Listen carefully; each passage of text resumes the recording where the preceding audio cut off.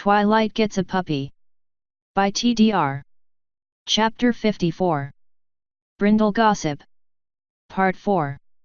Golden Oaks Library. Are y'all done now? Appletini frowned, glaring at Rainbow Crash and Twilight Spark LE. The former was singed and looked like she had been in a scuffle, and the latter was currently being sat on by the former. So long as she calms down. Rainbow Dash demanded, pointing a hoof at Twilight. Appletini looked down at Twilight. So long as she leaves my brother alone. Twilight growled. Please Twilight, relax. He's a big pony, I'm sure he can take care of himself. Ray already scoffed, sitting daintily in a chair sipping some tea tea pie had made. Yep, but until Flutter Guy wakes up we won't know how big. Rainbow Dash chuckled until Twilight bit her leg again. My word Pinky, this has no flavor at all but bitterness. Did you put anything in it? Rarity asked, ignoring Twilight and Dash as the pair of them got into another scuffle. Before Pinky could speak, Rarity snapped open a parasol, protecting herself from the spittle. Yes, free cuffs of Fugger. Pinky fountained, getting a little better at speaking with a swollen tongue. Odd that. I've had your sarsaparilla tea before and I can barely stand it. Now it seems rather bland. Rarity pouted. None of this is helping us get this fixed, Applejack sighed. Honestly darling, the answer is so simple even you should have been able to get it. I heard that bitch comment, by the way. Rarity muttered the last as she continued. We simply go ask Zakora what she did to us and to fix it. How is that simple? She's ever free. Applejack snapped. And your sister is the size of an Ursa Minor. What, pray tell, aside from a Ursa, is going to even come to look at something as big as she is tromping through the forest? Rarity concluded. Twilight does not seem to have found anything useful and your sister is getting bored. If she is anything like mine, she was probably going to try and slip out again to go do just what I suggested. She ain't going anywhere, big as she is she can't sneak for nothing. She'd get stopped afore she took a step. Applejack responded. By who, darling? In case you have not noticed, you are not of a considerable size for her to even notice you, and none of the rest of us are in much condition to stop her. In fact, Spike might simply go along with it like he did before, and he seems to be one of the few outside of your family she listens to. Rarity concluded. Applejack simply grumbled. Now then, on to the next part. Rarity sighed, setting her parasol aside as she leaned over and picked Rainbow Dash up off Twilight, setting her on the couch. You two stop. What?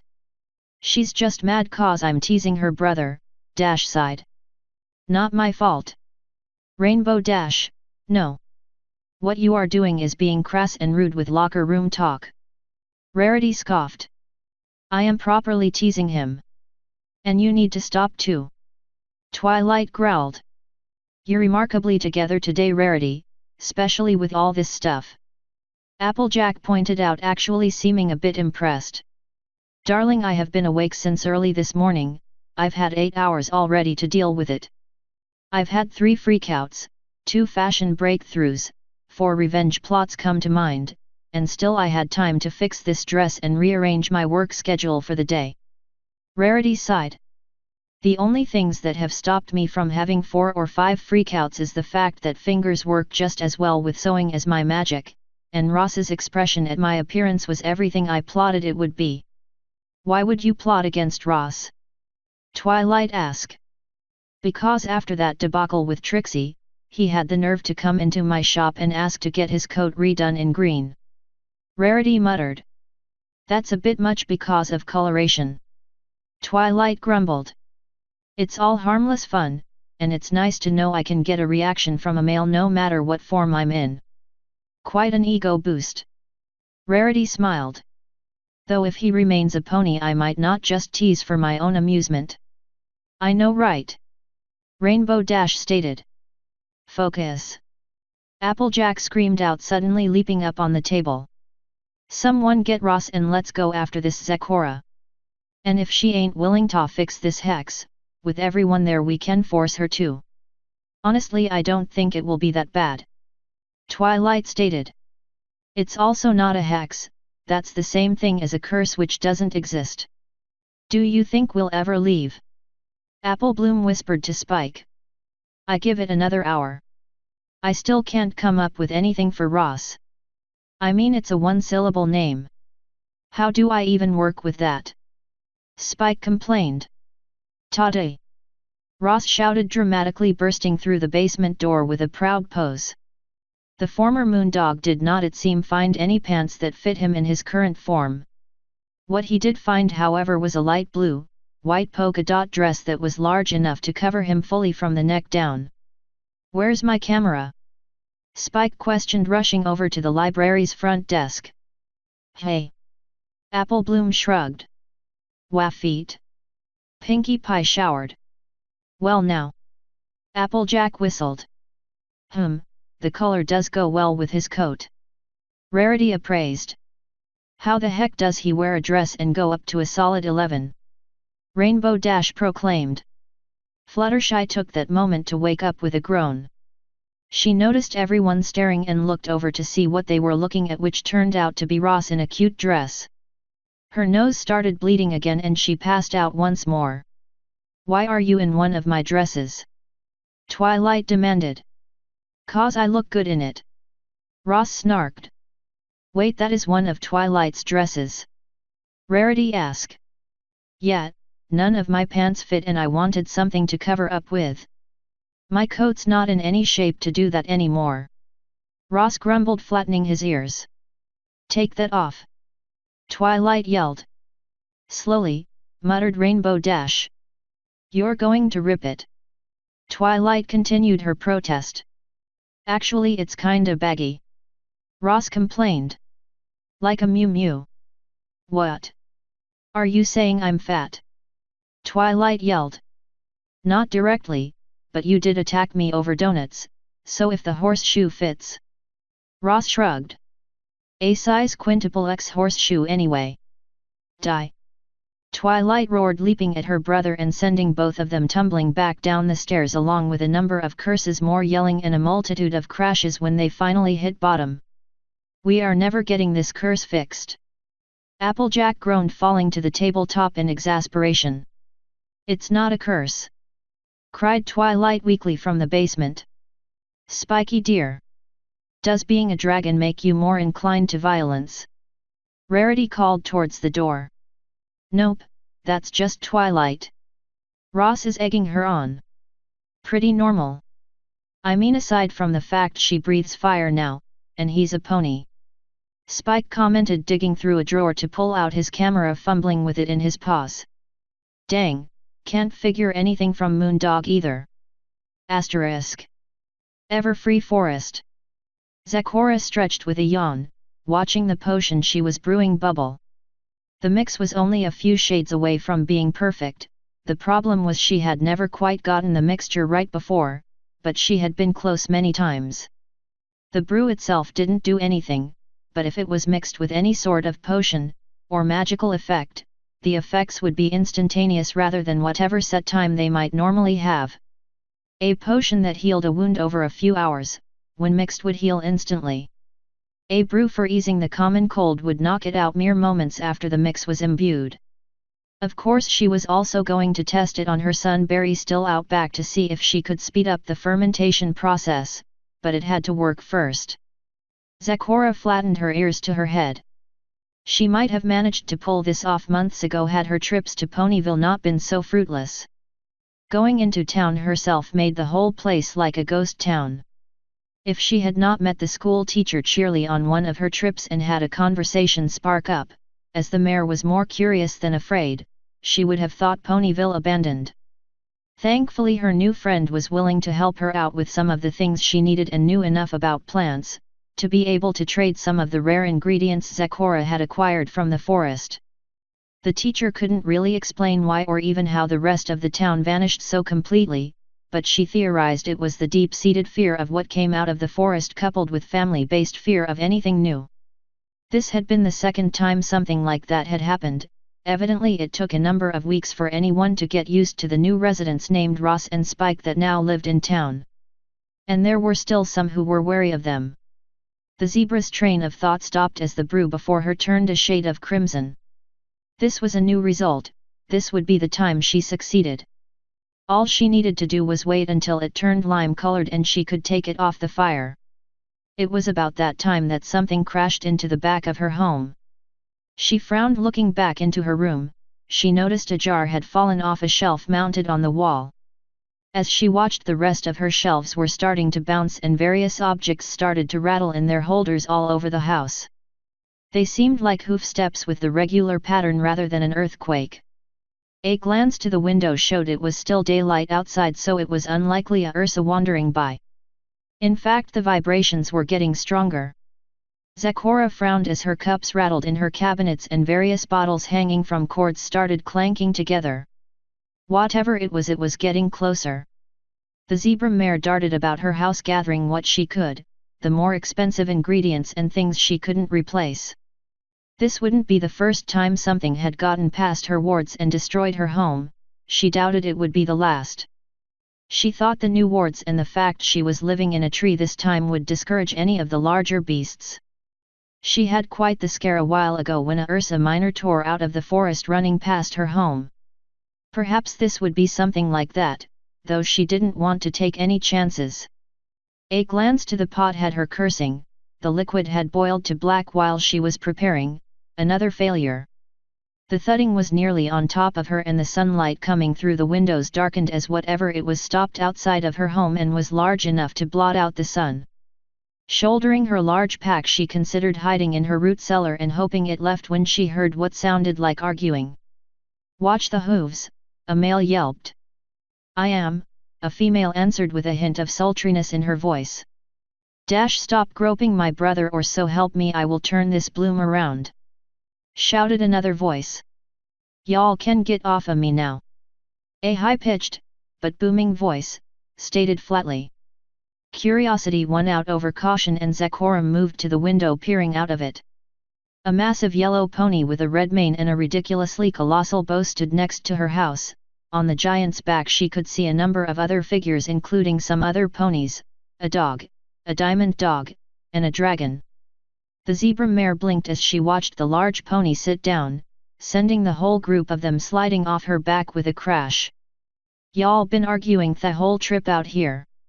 "I'd go talk to her maze elf, but I'd kick her house over trying to knock," the massive pony stated.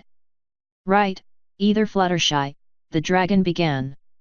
"No," the yellow mare baritoned.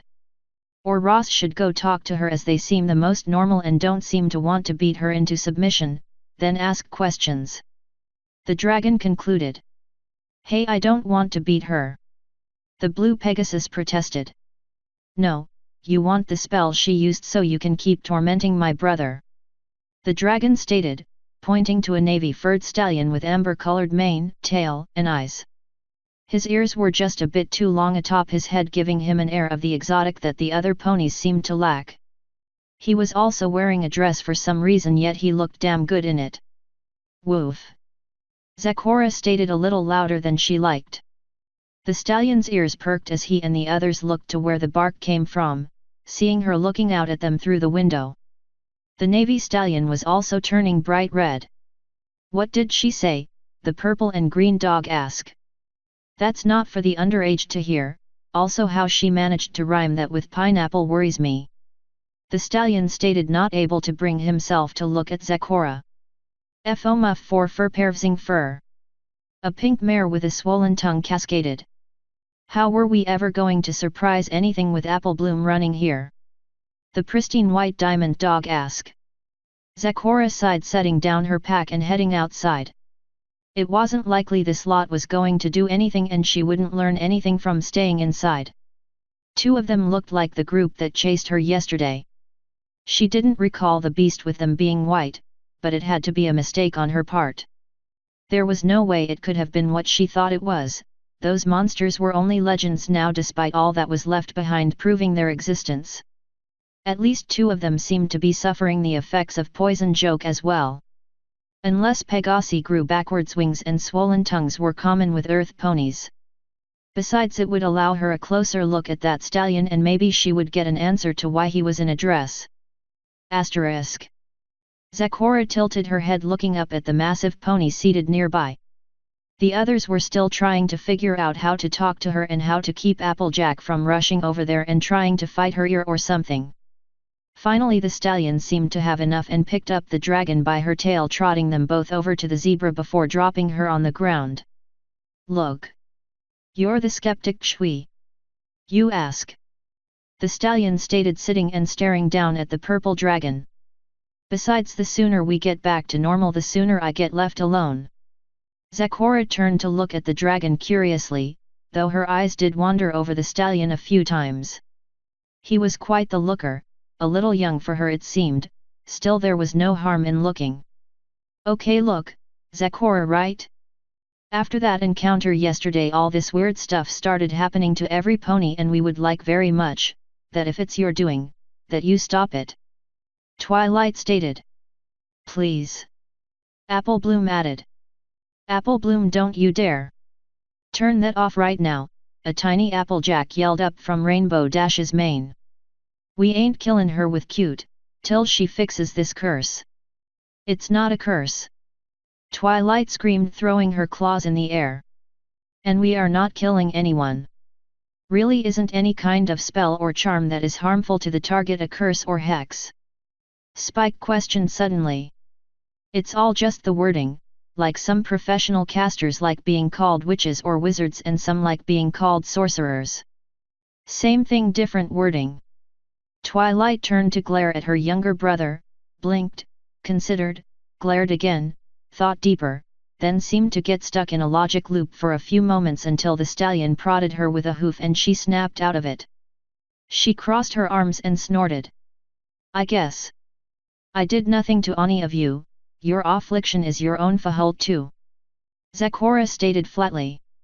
The area around the zebra's home was silent for a few moments as 9 jaws hit the ground, literally in Pinky's case. All of them were staring at Zecora like she had grown a second head that was singing show tunes. "Ahn, what are you on about now?" Zecora questioned again, her heavy-bassed Antonian accent practically dripping from her lips as she spoke, completely murdering her look as an exotic southern continent inhabitant. "If you're just gonna gawk, then chaho." The zebra rose and turned, heading back to her hut, not even bothered by Apple Bloom's cute. Wait, sorry, I wasn't expecting a based Antonian accent," Twilight stammered quickly. "Oh, expecting something else from me?" Zecora scoffed. "Well, to bod what you get is not always what you see. Why are you rhyming?" Apple Bloom asked. Zecora looked up curiously at the giant filly before sighing. "It's something my tribe's shaman do, it's a focusing tool, not something out of the blue." "Okay, I've got so many questions now," Ross stated. "Most important is how she gets her mane to stay up like that. I know a few parts that would need that hairstyle like that, and Shirley loves new mane techniques. I still haven't gotten him a birthday present yet." "Ross, she can understand you," Spike stated. "And?" Ross shrugged. Zecora chuckled a little, turning back around to look them all over. She could tell which ones were part of the usual townfolk mentality. The yellow one, tiny orange one, and the pink one were all still leery of her. The stallion, dragon, talking dog, and the giant earth pony filly all seemed rather interested in her, and at the very least not afraid. The Pegasus was indifferent and seemed more focused on the stallion's flank than her, and the diamond dog seemed split between the two groups. Honestly, aside from Cheerly, this was the most she spoke to any of the townsfolk since she had come here. "So you all seem to know me, but you have yet to say who you might be?" Zecora asked. "Oh right." The dragon blinked. "I'm Twilight Sparkle, this is my brother Ross, the dog is my other brother Spike. The giant is Apple Bloom, and the tiny one is Applejack, the quiet one is Fluttershy, the not quiet one that you still can't understand, is Pinkie Pie. The diamond dog is Rarity, and the one who's going to get a rock to the face if she doesn't stop staring at my brother's butt is Rainbow Dash. But it's such a nice butt." Dash whined, ducking away before Twilight made good on her threat. "Twilight Sparkle, I have heard of you. Zecora nodded, recalling cheerily mentioning the new town librarian and former student of Princess Celestia. Old Hawk thought you are a dragon is something new. I'm not a dragon, I'm a unicorn. Twilight sighed. I have no idea what caused this. It is from a plant called poison joke. Zecora offered. It was what was trudged through yesterday by you pony folk. Poison joke, what is that even? I've never read about it in any of my books. Twilight mused. It is a plant found only in the Everfree.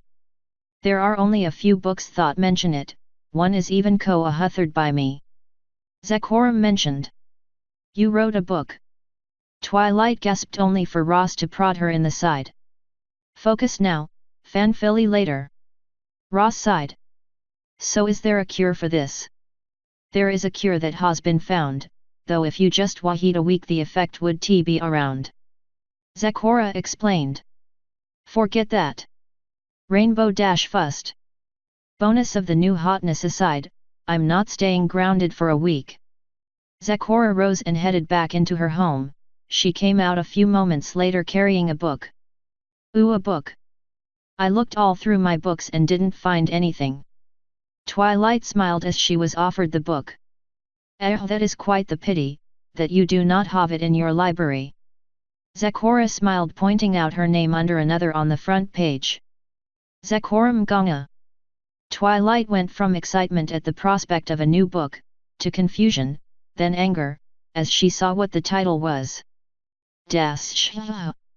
Twilight growled, slipping out of Ross's grip, leaving him with the book. Supernaturals, natural remedies, and cure-alls that are simply super. Ross said. Hey, neat. Ross flipped through the book with the others looking over his shoulders and Apple Bloom looming over them all. Rainbow Dash, however, was not present as she was running away from a pissed-off dragon that was rapidly gaining on her. A herbal bubble bath? Oh, that sounds lovely, though where are we going to find one in Apple Bloom's size? Rarity questioned. Twilight has a shrink spell. Spike offered. Get her back to normal and she can shrink Apple Bloom down until the week's over or until she fits in a tub. Before or after she murders Dash? Applejack questioned. As she said before, there would be no murder. Ross stated as Rainbow Dash yelped. A bit of maiming seems okay though. Asterisk. While we can't speak for the whole town, and probably not even the rest of the group. Twilight glared at the others, mostly Applejack, as they walked back towards town. The library will be open for you. During normal business hours anyway. As will my boutique, though I'm afraid I don't have much in my line that would do you much good out here. Rarity considered. I do have gems though if you need those for something. I will offer a discount of course, both for your help and as way of an apology for all this. Why do you live out here anyway? Spike asked curiously. And how even? Given the town's reaction to me, I would think that clearer. Zecora sighed. Though on the plus side, now all my ingredients are near. AHS for the how, thought one's EC2, mock-ups and strong scents are the best way to shout boo. Traps and wards, okay, I can see that. Spike considered. AMD on effer TJ Faco abiolm FO O'Neill Arfa Horhu. Pinkie Pie spritzed. Animphoria hob Meitgen de Fonga Honthu. What? Rainbow Dash asked from the other side of the group from Twilight. She said she needs to have a welcome to Ponyville party for Zecora. Fluttershy Berry whited. And she apologizes for making a song about you. Not to add to any of your fears, but it's a little lot, I've been here for years. Zecora added. Well, hopefully everything will get better from this point. Twilight commented. Thank you for your help in finding the ingredients and for loaning me your copy of the book. It shouldn't take long to mix this up. I would also love for you to come by at some point just to talk shop. I've not met anyone who's a practicing alchemist. I've a few questions too. Ross added. AHS I said to you before, the money style is natural, not from a store. Zecora smirked, recalling the story they told of the dress and the mental note she made, note not to anger the little dragon, or flirt with the stallion? Not that, just your reaction when we first. Never mind. Ross frowned. I'll ask later. If you wish, thought is fine, but there is your town and you are home before supper time. Zecora chuckled, turning to head back off into the woods with a wave, leaving the gathered ponies heading back to her home before it got too dark. While the visit had been a bit stressful, not knowing what was going on, it had proved rather interesting. Perhaps the loss of her mixture today was not as big a loss as she had thought. With more than one pony in the town accepting of her, she could get the ingredients she needed that much faster to try the brew again. This had turned out to be a fairly good day. Hopefully they would get the other townsfolk to calm down around her. There were a number of restaurants in the town she wanted to try. It had been far too long since she had any good chowder. Author's note. This one was rewritten at least twice. I got to a certain point and realized I was making it too dark and not funny enough, and I had to rework it. Zecora was going to be initially much angrier about what was going on, and the discussion would be much longer, and it was starting to bore me as it edged into 6,000 words, so I scrapped it. The reveal of Zecora having a Boston Tanya accent was an idea that hit me midway through writing this, and it was beautiful enough that I had to roll with it. There is a reason for that too, one I plan to explain in the epilogues. End author's note. End chapter 54. Brindle Gossip. Part 4.